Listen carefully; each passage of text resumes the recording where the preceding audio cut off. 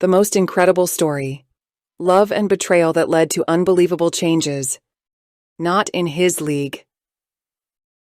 Mom! Emma burst into the kitchen, her eyes glowing with excitement. Ryan just proposed to me. Her mother Linda looked up from the stack of bills on the table, her expression unreadable. Do his parents know? She asked, her voice calm but firm. Emma hesitated, then shrugged.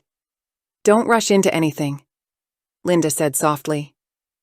Last night, during their date, Ryan had slipped a delicate gold ring onto Emma's finger. It was the first piece of real jewelry she had ever owned. Linda had never had much money. Where would it come from? She had raised Emma on her own, working long shifts as a nurse in their small town. People talked about Emma's father, but no one knew the real story. Linda had returned home from college not alone, but with a baby.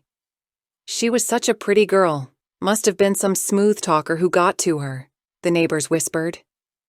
A nurse would have known what to do if she didn't want a kid. Maybe she thought he'd come back for her. Bet he was married already. Some rich guy passing through. Emma grew up smart and beautiful. People in town were sure she got her looks from her father, though Linda had always been attractive too. And then there was Emma's voice, clear, strong, almost mesmerizing when she sang. The town had its own theory. Must have been a musician. Who else in her family could sing like that? Her grandmother? Number her grandfather? Nope. Linda? Not a chance. So they decided Emma was meant to be a singer. But she chose medicine instead. When she got into a top university, the gossip flared up again. Maybe her dad's a doctor? He probably pulled some strings for her. She was always a good student. Oh, come on. That doesn't mean anything these days. You need connections. The town was full of busybodies, each one itching to pry some kind of secret out of Linda. But she only ever responded with a quiet, knowing smile. Then, one evening, a commotion erupted outside Linda's house. It was Ryan's mother, and she was furious. You listen to me, you little tramp, she shrieked, her voice cutting through the stillness of the neighborhood. Your bastard better stay away from my son. The woman stood in the yard, her well-manicured hands clenched into fists. A respected schoolteacher by day, an outraged mother tonight. My Ryan comes from a good family. He's not going to marry someone like her. Linda stood calmly, letting the storm pass. Once upon a time, Mrs. Bennet had taught Emma in elementary school, praised her even. But now, they can both find happiness somewhere else, the woman snapped, slamming the gate behind her. When Emma came home that weekend, Linda told her everything. Emma listened in silence, then wordlessly slipped the ring off her finger. Can you return it to him? She asked. That night, for the first time, Linda told Emma the truth about her past. Emma sat frozen, barely able to breathe. So, Dr. Paul Anderson is my father? You always said he was just a distant relative, and I believed you. He always asks about me. He's helped me. He's always been there. People respect him, Mom. He's a great doctor and professor. Linda exhaled softly. Was he married when you met him? Emma asked. Of course not. Then why didn't you marry him? I was scared. A small-town girl, and the son of famous doctors. But it doesn't matter anymore, Emma. He cares about you. And that's enough. A few days later, Linda ran into Ryan unexpectedly on the street. Wait, she called. I have something for you. Ryan lowered his gaze. She doesn't want to see me, does she? Emma called home a few months later. Mom, I want you to meet someone, she said. We'll be visiting on Saturday. His name is Jake, and, well, he's already met Dr. Anderson. He said Dr.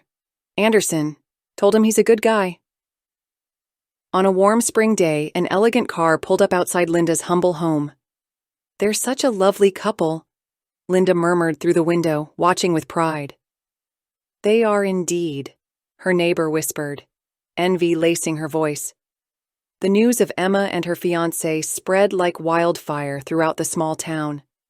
Suddenly, everyone had something to ask. Someone wanted to measure their blood pressure. Someone else needed a favor.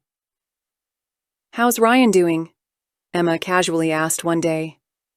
"Why do you care? Jake is such a good guy," her mother replied, hinting at the obvious preference. "Oh, just curious. You know, Ryan's family could never be pleased with anyone. They always found fault with every girl." Meanwhile, Ryan had started frequenting the local tavern with his friends, and eventually, he met a woman from a neighboring town. Rumor had it that she had once lost her newborn child, but no one knew if that was true. "What about his mother?" Linda asked. She simply waved her hand dismissively. On Sunday, Emma and Jake planned to visit Emma's godmother, and on their way, they passed Ryan's house. "Get out of here, you tramp!" Emma heard from across the yard, Ryan's mother yelling at her husband.